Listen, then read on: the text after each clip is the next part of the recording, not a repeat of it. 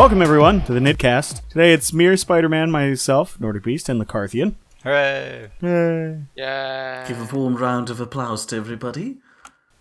Please don't actually clap right now. That would make you seem ridiculous. We're not Dora the Explorer. I've got a list of some stuff for us to talk about today. Spider-Man, you're talking about Far Cry Primal. Yes, it looks awesome. Like, I've always been a fan of the Far Cry games. I haven't actually played the newest one. What is that, like Far Cry 3? 4? Yeah, I think it's 3. I've never played any of them. They're pretty fun. They kind of changed up from the original series, because I remember playing them back on, I think it was on the Wii, actually. It was like the first Far Cry game, and it was like, I forgot what it was called, but basically like you'd like almost enter like a predator state, I think they called it. And it was like a beast mode, and you'd like be like super crazy mega spy murder dude who like you got like predator vision and stuff, and you could kill people like a maniac. But like in the second game, they changed it up a lot and made it like a story-driven adventure narrative. So I'm excited for for Primal, just because it's like in the Stone Ages. Then you can like ride mammoths and kill people and stuff. It looks fun. I gotta admit, it does look pretty cool. Like I haven't watched much video on it, but I've seen lots of screenshots. I saw one where like you're taming a wolf or something to that effect, which looks pretty cool. A lot of the combat looks really interesting. Yeah, you can like Beastmaster your way through it too. Like you can, when you tame the pets, you like can, I guess, because they're trying to link it back up with the first game a little bit, because like the second game had like no kind of like supernatural-esque things, although it kind of did, but not too much. Like just from like a gameplay standpoint, I think now they're kind of trying to get a good like mesh between the two of them, with the whole like you can see through the eyes of like the owl that you've tamed and use it to, you know, scout out areas, because like in the other games you use like a camera to do it, and so you know, you won't have a camera in the Stone Ages, obviously. So you can use like your bird to mark targets, and then jump into your wolf, and then have the wolf attack, and then you attack. I just want a giant puppy dog and a giant kitty cat. I'll take a saber-toothed cat. Yeah, That'd be awesome. Riding around on a mammoth looks fun, because you can like grab people with your trunk and like throw them around. Why is it always gotta be violence? Why can't I just sit down with my giant puppy or kitty cat and have a nice day? Yeah, that's a good point. I know for sure you can tame a bear. Teddy bear! Don't feed the Ogwai. Alright, well, I guess next we got Lego Star Wars The Force Awakens. Yeah, I have all of those Lego Star Wars games, and I love them a lot. Like I'm trying to get 100% on all of them, which is incredibly difficult. There's a lot of like little shit to pick up in that game, like in the original Lego Star Wars games, which they did for all 6 of the previous Star Wars movies. So it's nice that they're continuing it. I always found it funny that the fact that some guy did a Lego version of the Force Awakens trailer. They should hire that guy to help them do Lego Star Wars, like to help them do the game. The only Lego game I have is Lego Batman 2, and I bought it for my daughter, and then she played it once, and then I started playing it, and I'm like, this is a really fun game, and the guy kept playing it, and she didn't. Oh yeah, they have a lot too. They have like Indiana Jones, the Batman series. Well, and that's why I got it, because she's played the Indiana Jones ones, and she really liked the Indiana Jones ones, even though I fail as a parent here. She's never seen Indiana Jones. Which I need to, I need to get her to watch it. No, even worse. Well, it'd be worse if you just showed her the Crystal Skulls. Either that or Temple of Doom. God, what a piece of crap that was. Like I can't. I tried a couple of years ago. I tried to watch it. I got through like the first 10 minutes of it, where they're like in a tri-motor, and then they jump out of the airplane on an inflatable raft and hit the mountainside going down at like 200 miles an hour. Yeah, I'm just like, wow, what kind of stinky piece of shit is this? Apparently Spielberg didn't have much to do with that one. That one had to have all been George Lucas, because that was a pile of shit. First one was really good. I loved Raiders of the Lost Ark, and I loved The Last Crusade. Both those movies, fantastic. Then the other 2 were just garbage, and apparently they're making a 5th one now. Yikes. As well as they are now doing a sequel. I will admit, I'm kind of excited about this. They're doing a sequel to Blade Runner. Ooh.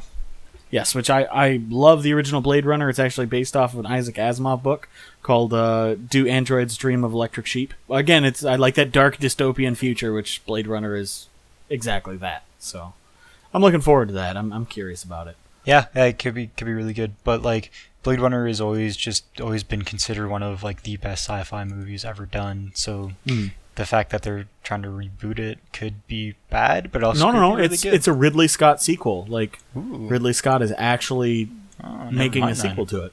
Yeah. I stand corrected. I'm actually super intrigued now. Lego games. We were talking about those. Yeah. And that was the original. That was the original topic. What was the plot of the actual new Lego game? Because I don't know. I haven't played it yet. I mean, is it supposed to be like the official like? Yeah, it'll be just going off of what the other ones were. It'll just be a shot-for-shot remake of the movie, which is good. And they, I think one of my issues with the new Lego games though is they've lost, in my opinion, a bit of their charm, because the original ones, so like Lego Indiana Jones, Lego Star Wars, like all of like the original Lego games, the Lego characters wouldn't talk. So a lot of the humor came from them trying to act out these scenes that were in the movies, like in the cutscenes and stuff, and like holding up like crudely drawn signs trying to communicate like obscure thoughts through grunting basically.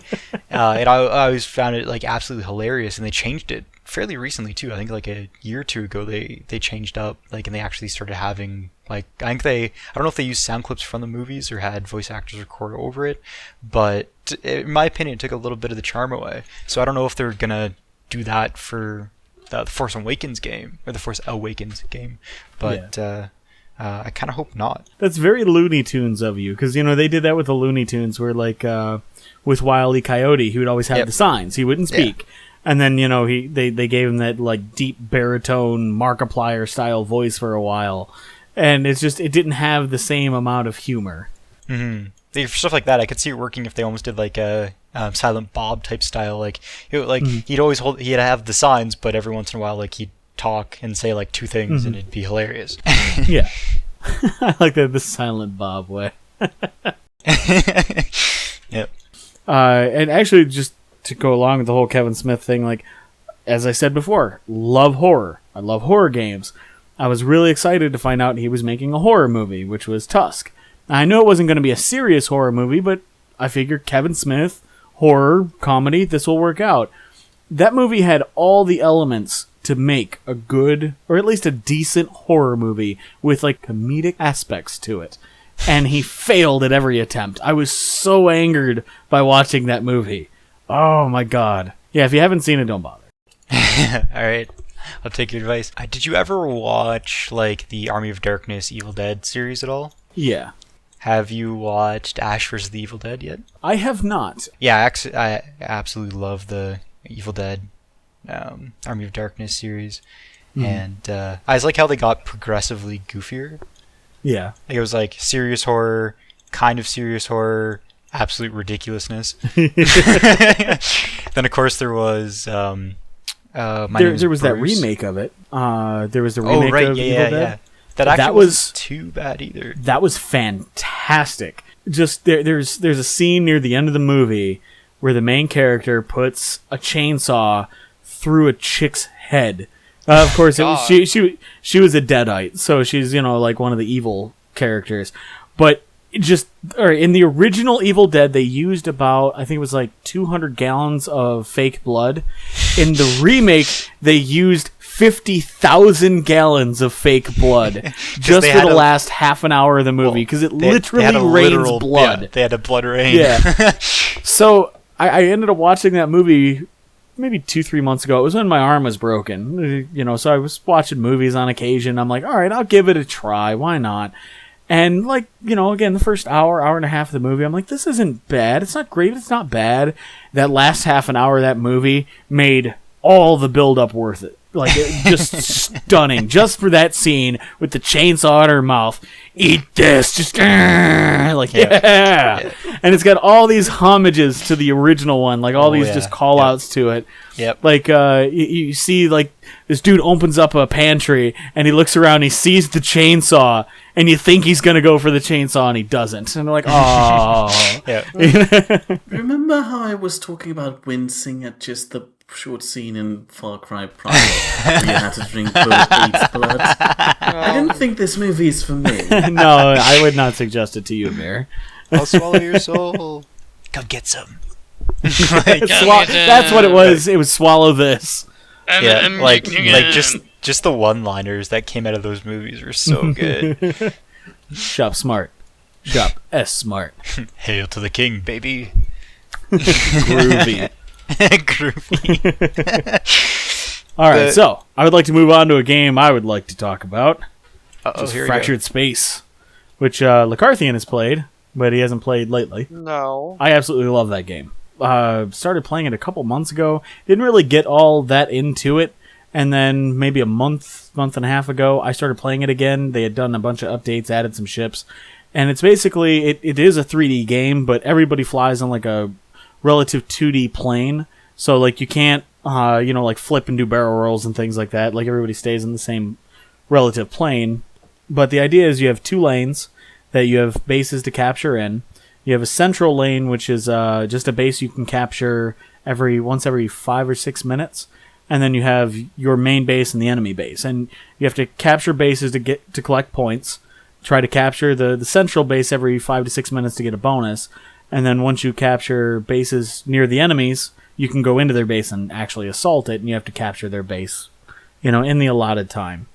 And it's quite fun. Every ship is very unique. It's like a competitive first-person shooter, but with spaceships. Sounds pretty cool. It does look pretty when I'm looking at the store page. Do you get to fly those ships in first person, or is it just in third person? It's third person. Oh. You can go into first person, but it's like a very close third person. Like instead of zooming out, it's like you're in front of the ship instead of behind it. Just so you can better aim. Like if you're trying to make a long distance shot, like your ship isn't between the camera and you. I know it's probably a silly thing to ask for, but I like games where I can see the actual cockpit, so I feel more immersed, and then more dreadful when I'm actually blowing up because I'm terrible at those sort of games. Hey, actually, this kind of segues into another game as well. All of us have played Payday, and in fact, I think I've recorded with everybody in here playing Payday, Yeah, and Mir, I remember there was that time that you joined us playing Payday, and even though you didn't have much equipment at the time, you still did just fine. That was probably because Dracul was hiding me behind a shop counter corner or something. Well, actually, you were driving a high-low for a little while. Then once we started getting shot at, you hid behind like a big shelving unit thing as we were like in some kind of like storage hangar. Yeah, we got into a big firefight.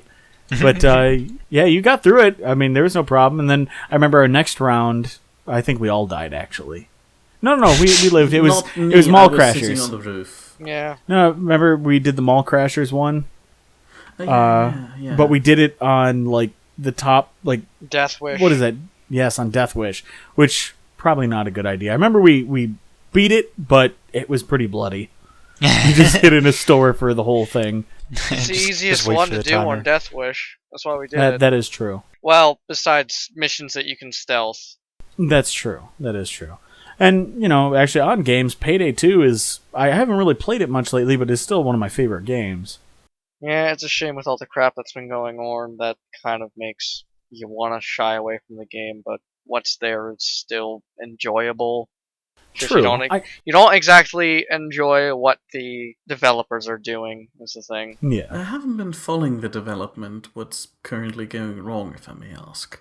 Well, they do like these small DLCs that are ridiculously expensive. Hang on. Before that, good. They added microtransactions by adding their whole safe and drill thing. When they first started the game, they said we will never add microtransactions. So that was a big uproar because they went back on their word, essentially. I don't care if they made it 2 years ago, they still went back on their word. And as Nordic was about to say, yeah, they have these mini DLCs that are like $7. They're just not worth it at that price. Because it's usually like 1 or 2 missions and then maybe like 1 or 2 guns. And without the DLC, you can still usually do the missions if somebody else loads it up. Yeah, if someone else has the DLC, you can do the missions at least, but it's not worth it. And usually you just wait until Steam goes on sale for something, and you'll see like their DLCs will be on there for like 50 cents or $1, and then you'll buy them because then it's worth it for the small bit of content.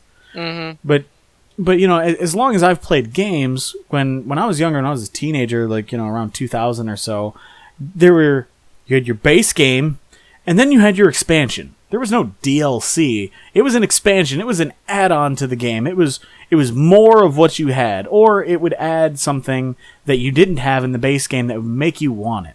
Like, if you look at Diablo 2, it added 2 characters, it added a bunch of other things into the base game that you couldn't really live without, and it was worth buying the game for. And then it added, like a new campaign that you could do. Not just a mission, but a campaign. And you'd pay, at the time, like, maybe $20 for the game, and then you pay, like, $10 for the expansion, and it was worth it. It was half the price of the game, but you got another half a game to add on. And now they've turned in these microtransaction, overpriced DLCs. I really dislike that. We talked about this a lot in the last podcast. Oh, did it? Oh, yeah. Yeah, I wasn't there for that one. Sorry. I had a to solid work. rant about, like the new Star Wars Battlefront and the fact that the game has like 0 actual content in it, and it's full price. Like, it's a $75 Canadian game that has 4 maps. Yeah, I've heard a lot of people complaining about that too, and like they added 1 map, like 1 new map to it, and then everything else after that's probably going to be DLC maps. Like, it's just trying to ride on the name, but I won't go into too much. Well, yeah, and I hear like once, like, if you play it, it's fun, but once you get past the nostalgia, you're just like, whatever, and like it seems a little too casual for my tastes. Like, I'm not big into, like, casual games, and it seems a lot more casual than competitive. Filthy casuals? Yeah, filthy. Well, no, I've got no problem with a casual game. Like, occasionally I will play a casual game, such as HuniePop. Oh, God. Keep it in your pants. Would you like to tell us more about it? Even though I'm pretty sure I'm going to Rick at that. Yeah, I'll talk about that for a second, even though we should be wrapping this up soon. HuniePop is Candy Crush mixed with a dating/sex game. All I gotta say, it's a Japanese game, okay? It's Japanese. After I got it, which actually, that was from Mere. Thank you, Mere. You kind gentleman, sir. I didn't play it at first. Like, I wanted to play it with my wife, and then my wife started playing it, and she got addicted to it. Like, I barely even saw any of it, and next thing I know, she's almost beat the game, and I'm like, wow, you're really into this. And gotten like, the achievement, awesome. Bestiality. You can unlock a cat girl, and the achievement's called Bestiality. But with HuniePop, though, like, when you take somebody on a date, you play like this Candy Crush style game, and I do like puzzles, and it's basically like a puzzle game like Candy Crush, and it's challenging and fun. You really have to think it through. And my biggest thing about that game is actually the music. I fucking love the music to that game. Like, it's so relaxing. I could put that on all night and sleep like a baby. It's such good music. You have 50 hours into HuniePop.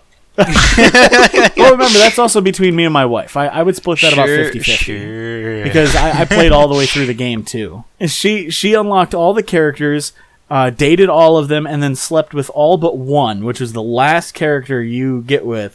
And then I ended up playing through the whole game, slept through all the characters, and beat the game before she ended up sleeping with that last character. But I don't care if it's a poor game or not. That game is actually really fun for what it is. I have a probably rather stupid question regarding that. Do they actually incorporate the candy crushing part into the game? As in, do the characters you're dating mention that you're actually just crushing candy in front of them? Well, all right. Basically, what it is it's not like the Candy Crush. It's just like a puzzle game similar to that. But anytime you do something good, like if you like get like a big combo, they will say something about it. And the concept in the game is that you're a virgin, and it's a love fairy. Japan, okay, that's all I gotta say. Japan. Porn. A love fairy shows up, and she's trying to teach you how to date. And she seems to acknowledge the game, like that the game exists. Like, she breaks the fourth wall on it, but nobody else really does. And she's got the best lines, too. Her name's Kiyu. Like, yeah, she'll just be like, yeah, like a boss. Like, anytime you do anything good. She imagine Dracul. Voice actor. Well, just imagine Dracul as a girl, and that's Kiyu. Hold on, don't we already imagine him? Oh, wait, stop. That's too much information. Okay, with like a sassy girl voice. Okay, and actually, it was because of me talking about Kiyu. He's actually kind of curious in the game now too. There's an achievement called Smooth as Fuck. And it says spend the night with all girls without failing a single date. Yeah, which I haven't unlocked that one yet. So last thing I really wanted to talk about before we wrap all this up was Space Engineers updates and mods and such. Space Engineers. So with Space Engineers, I gotta say today I was really excited and then highly disappointed because By the update, yeah. In the end of the update, they're like, "Yeah, we turned dampeners back on." No, they didn't. They only turned dampeners on for when you're on a planet, which I think the exact opposite should happen, personally. Like, on a planet, the atmospheric thrusters are already super freaking powerful, so why not turn the dampeners on when you're in space so that your fighters or ships aren't sliding and flying and crashing into everything? Because even after all this time, it's been, 2.5 months since they added planets. I don't know about you guys, but if I'm flying in space, I still sometimes crash into stuff because of how bad dampeners are right now. But on a planet, I'm fine. I don't seem to have any issues because the thrusters are so freakishly powerful. So one of the other things, like, they did the roadmap thing recently, Keen. And I will say, I am excited about, they said they want to add more weapons. Now, they didn't specify if they meant handheld weapons, ship-mounted weapons, or both, which I'm hoping for both, because they had that guided ship that guided missile mod on the workshop, which the developers stopped supporting. They're like, hey, we got all these ideas. Oh, you know what? Never mind. We're not going to support it. And nobody's been able to pick it up yet because it requires a lot of coding.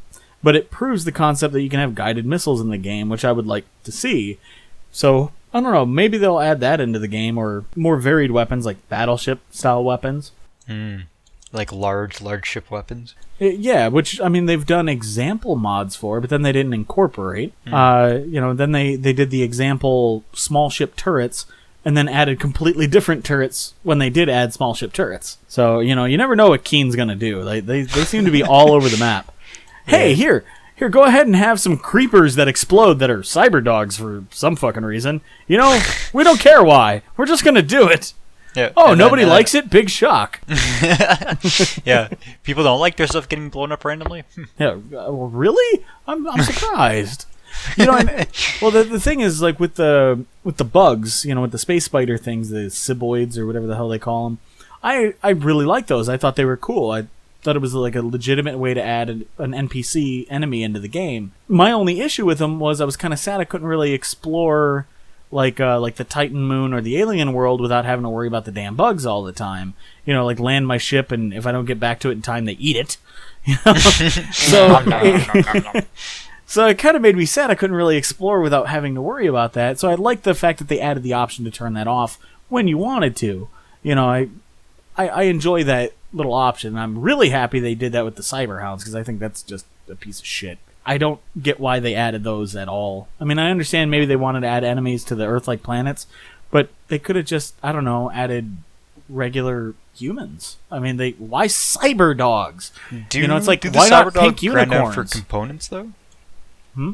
Do they grind down for components, though, after you kill them? Because that would be cool. Because one of the biggest issues with starting on a planet is the fact that you're very starved for resources. Yeah. So the fact that if you were to go out and just mill down a bunch of cyber dogs and be able to grind them down for components, that would be pretty awesome. Well, I do know that... Well, the space spider things, when you kill them, they have components on them, on their bodies that you can pick up. Because technically they've been, like, eating your ships and things like that. So even if they haven't attacked your ships, they still have components on them that you can get. So that is one way to get extra components, but you got to go through bullets for it. Which you start out with now, which is kind of nice. Yeah, I'm glad they added that. That is a nice little thing. And then of course you have since it's been a while since we've done one of these, the tiered weaponry, which isn't actually tiered. And it's like, hey, let's add the equivalent of a machine gun, but it's just going to be the same model in a different color. Here, let's add a sniper rifle. Yeah, it's going to be the same model, but a different color. Like, what kind of lazy crap is that? Hopefully they end up actually changing it and changing the skins, which would be nice. Yeah, which I hope they do as well. I would like to see that. Yeah, but for the time being, they're nice placeholders. True. I really like the rapid fire gun myself. I kind of like just the spray and parry. Just machine gun everywhere. But I don't really like the tiered like equipment, like the welder or the tiered grinder. It just, I don't know, it doesn't feel right. Like, I wish they would give different aspects to make them all balanced. Like, say one's slower, but like say you can have a grinder or welder that's half speed, but say it will weld or grind whatever item you're hitting, and then, you know, like whatever block you're welding or grinding, and say all the adjoining ones. So it's more like what you would find on a ship, just handheld. I'd like to see is kind of what they did with the fact that you can put like mods on like assembly blocks and stuff like that, but that kind of style for hand tools. So you can get a grinder that grinds stuff down slower, but you get more components out of it. Ah, yeah, see, that would actually be pretty cool, instead of just worrying about speed. Yeah. Yeah, but wouldn't that create a way to cheat, because you could kind build of the just same build block over and over Yeah, again. Yeah, that is true. The other thing they did say they're going to add is personal assemblers and personal refineries, so that if you're just by yourself, like if you have nothing, you're just not instantly dead. Like, you can actually do something as long as you have that equipment with you, which I think is an interesting aspect of the game. It's at least enough to get you started, which actually sounds like something that Mike would like, because I know he likes ultra hardcore, and it's not quite my thing in Space Engineers, but I can see the appeal of it. You know, just being able to, you know, just start off as a person. You fly over to the first asteroid, or you start on a planet and you walk over to the first like ground boulder you see and use that to start building a base. Yeah, that you know that what baffles me? Yeah, it would be, but you know what baffles me though? How would they fit that in your bloody spacesuit? I mean, have you seen those oxygen and hydrogen bottles? They don't really fit anywhere inside you. Where do you put the bloody refinery to? Up your butt. Yeah, That's where all the oxygen bottle is. You just eat raw ore and poop out ingots. Yeah, there we go. Well, and actually, along like the route of things that seem, I don't know, oversized. Hey, watch what you're gonna say. This is my line of thought. I was thinking, wow, they can't really fit enough in there, like like on your character. All right, enough sexual innuendos. All right, this You started it. yeah. Mr. HuniePop. But it got me thinking about like what was the game you were mentioning earlier? Craft. Yeah, RoboCraft. That's one. You know, they have walkers. I would like them to like add maybe like set walker legs or something along those lines, because I mean walkers they're not impossible, but they're really, really, really hard to build. Yeah. Like, they're right up there with building a rover that works properly. Other than Anubis's giant base rover that he has. Well, I mean, well, actually, because this will come out after those videos come out, so it's not a spoiler. It's a spoiler for you guys, though. That might have maybe flipped upside down and blown up, but... I'm sorry, I don't mean to laugh, but that's funny. Yeah. When I was on the server the last time, like I figured I'd spawn at all the different med bays to see what was going on. I'm like, this is a big ass rover. Holy crap! Yeah, this is like a rolling base. Nice. Yeah, and so then I checked to see who owned it, and it was him. And I'm like, this is actually really cool. And he had an actual ship landed and docked on it and such. Yeah, it was awesome. And yeah. Till he tried to drive it down a gully, and it rolled and exploded everywhere, and he was actually like outrageously upset because I think it was because of desync that it actually flipped. Like it was like it was bugging out and super jittery, and then flipped. Yeah, he was not impressed. Like that recording session was probably one of the like most destructive of people's dreams ever in a recording session in Space Engineers so far. Like, because that was the same episode that Boris hit the ground because he got disconnected. Like yeah, that was the catastrophe. But what I'm hoping is now that we've got that all out of the way, it'll be pretty good, smooth sailing. Now that we're all starting from scratch, basically. I don't know if you saw the video or not when Boris dropped that giant heavy plate ball towards the planet. No, I didn't see that. He basically roughly aimed, because he was trying to figure out ways of delivering cargo to the planet, and so he roughly aimed a very large heavy metal, like the heavy armor blocks, steel balls towards the planet with a big enough space to put a cargo container in it. He built a cargo container in it, didn't put anything in it, put a reactor on it and a beacon and a thruster on the back of it and shot it towards the planet. It landed like within walking distance of the base on the planet. Wow. Intact for the most part. The cargo container on the inside was broken, the beacon was broken, the reactor was broken, so it's not a practical way of transporting materials, but the shell was still there. Like this giant pink ball, and Minty was like scouting around just looking for more hulls and found it and was like, Boris, I found it. And it was so funny though, like just the chances of Boris actually like aiming that thing kind of properly towards the planet base and it actually like landing nearby is ridiculous, and it was one hell of a shot. Yeah. Be happy that it didn't actually hit the base with it. Yeah, that would have been pretty great though. Well, I don't know. That Wiping out base the is pretty planet, tough, maybe. though. That base has taken so many meteor hits and still is just fine. I think we've hit that point where we should probably... Well, I know I need to sleep. Yeah. Well, thank you guys so much. Us? Are you thinking us or the viewers? Everybody. Thank you all. You're very welcome. Oh, yeah. Yeah. All right. We'll see you guys next time. Yeah, and stay tuned for the next one in... 2 weeks? It's every other week, so every other week. Goodbye. Maybe. Bye. We'll see. Goodbye. Bye.